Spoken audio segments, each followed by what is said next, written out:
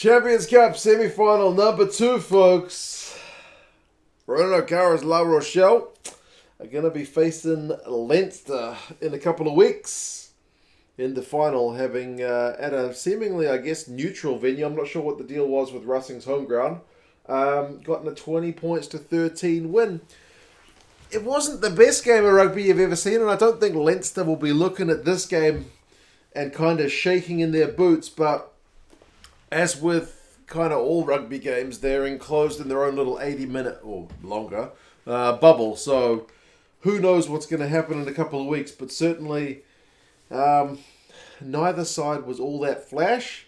And neither was the commentary on my feed when I started to watch it. Because coverage started when I was watching it, on demand admittedly, but prior to the actual official broadcast must have started, because the commentators' microphones were on, but they were talking about nonsense stuff. Like whoever the main commentator was saying Oz, which I think is Austin Healy, must have eaten a dodgy prawn because he called in sick at like 3 a.m. and said he wasn't going to be there. That was a weird start to the game. Sometimes they leave the microphones on and all of us get to enjoy that kind of weird stuff going on. For the actual game, Racing were kind of hit a little bit by a couple of guys pulling out. Max Spring and Trevor Nyakane didn't make it through to the starting lineup, having initially been named, so that didn't help them. But they did get the first points on the board. And then Ehire West, it was 3-0. Ehire West was bringing back memories of his Blues past, where he is just missing the easiest kicks. Like, I've been very complimentary of him and the La Rochelle coaches for getting him up to a much higher standard than the New Zealand coaches were ever able to get him up to. But boy, does his goal kicking give me a bit of a blast from the past. Ehire West used to be like that. Kick the ones that you think he's got no chance, and then virtual sitters, he would miss them. So I guess for him, it's good that he got this out of the way in this game and maybe not against Leinster in a couple of weeks. But yeah, he certainly missed a few easy ones. And for La Rochelle generally, their breakdown work was kind of keeping them in the game in the first, 20 minutes, because they were under a wee bit of pressure. Raymond Rule almost got on the board with a wee kind of pilfer and sneaking over the Racing line, but the ball was deemed to not be out of the ruck that he pilfered. So he ended up getting penalised. So almost, but not quite.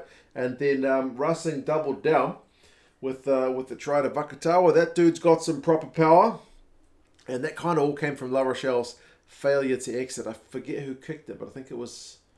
Oh no, it wasn't a kick. It was turnover ball, right? Aldrich kind of knocked it on when they were carrying out their own 22. So yeah, 10 points to 0 to Racing. Looking pretty solid. Racing did concede points though on 33 when La Rochelle finally got on the board through a penalty, 10-3. And then Racing, right towards the end of the first half, start to really go under the pump. And you can feel like La Rochelle, like they never hit top gear in this game, but they certainly put it into a bit higher gear than what we'd seen, because they were absolutely turning the screws on Racing's defence. And yellow card warning for the Racing guys. Scrum time was under a heap of pressure. And they kind of escape a yellow card when Aldrich gets his try, because the scrum 5 metres out gets advantage. But he just peels off and gets the try. But the ref makes a point of saying to Fiku, you're still under warning for the next half. So yeah, kind of fortunate at the time that they didn't concede the yellow card. But that was going to come later. But it's 10 points there at halftime. Misconversion, like I mentioned, West not striking them like we've seen them in recent times. And Racing 92, to maybe alleviate that pressure they were under at scrum time, brought on a couple of new props in the second half, which was kind of sensible. But West missed the post again. And that was on like 45 minutes. And I wrote a note, Blues flashbacks. Because, as I said, kind of sitters. But Legarak for Racing, much more accurate. Although he does miss at least one, or was it two really long ones later on. But maybe beyond his normal distance when they had 13 men on the field, which I'll get to. So it's 13-8. And then Shark gets a yellow card, because that yellow card warning from the first half carried over. That one's at the breakdown. And then at the Mall, Tonga gets yellow carded for disrupting the La Rochelle Mall. And that ends up in a penalty try and a yellow card. So 13 players for Racing. Ehire West doesn't have to kick the conversion. And La Rochelle are in front, 15-13, with at least, I don't know, like 8 minutes of 13 v 15. So it's absolutely the time for La Rochelle to put Racing to the sword. But do you think they can do it? Nope. Do they score any points during this double yellow card? No, they do not. I mean, it's almost criminal not to score any points when you got 2 extra players. I don't know what was going on. They conceded a couple of soft penalties at the breakdown. And again, just kind of one-off runners. Like, I don't know, man. Like, the width I would have thought is where it's at for what I know. But, yeah, like passing it to, I think, Sclavi, the prop. He pretty much just goes straight to ground and gets pounced on by the Racing United 2 defenders. It seemed bonkers to me, but anyway, Legarac misses a penalty like I mentioned, and then another one a few minutes later, but that kills, I don't know, at least 3-4 minutes of the double yellow card. So they didn't get any points out of it, but they at least kept themselves alive a bit longer. 15-13 is over, there's no score. Popular misses the penalty for La Rochelle. He's taken over the kick-in. He takes a long shot on 68, but misses it. But the score's still kind of comfortable enough at 15-13. La Rochelle playing the right end of the field.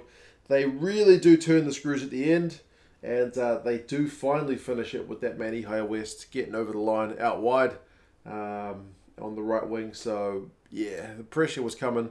To be fair, after the double yellow cards, Racing didn't really look... I guess they expended so much energy hanging on, they didn't really have the power to kind of go and gun down the La Rochelle boys. But... yeah, like I mentioned, not the finest hour of either of these teams, but I certainly think West's boot and the failure to capitalise on the double yellow card will be the big time work-ons for the La Rochelle guys. You can't be doing that against Leinster. And for La Rochelle, the fact they had for Racing 92, the fact they had a 10-point lead and let that slip is going to be pretty troubling. I mean, if Ligarac kicks either 1 or 2 of those penalties, it's maybe a different ball game, but I still think La Rochelle, over the course of the game, probably deserved winners. Possession 60-40 to La Rochelle. Territories 53-47 to Racing, so pretty tight, but more possession for La Rochelle. Defenders beaten 23-19 to La Rochelle. Penalties conceded 19-12 to Racing, so under a little bit more pressure. LaRue makes 10 from 11 tackles. Wins a couple turnovers, so good shift from him. Aldrit, 104 run meters, 13 from 13 tackles, scores a try. As I said, what more do you want from that guy? He's absolutely irreplaceable. But, yeah, there you go, folks. It's going to be La Rochelle, last year's finalist, up against Leinster. So it's going to be cracking stuff in a couple of weeks. You guys let me know your thoughts on this one. Do you think La Rochelle are going to be a good match for Leinster? Because based on that one game, you would have thought, nah. But as I said, these guys could come out in a couple of weeks and put in a performance easily double what we saw here, I think. And in that case, they will be, I reckon, a pretty good match. But anyway, you guys let me know your thoughts, and I'll talk to you guys again soon. See you later.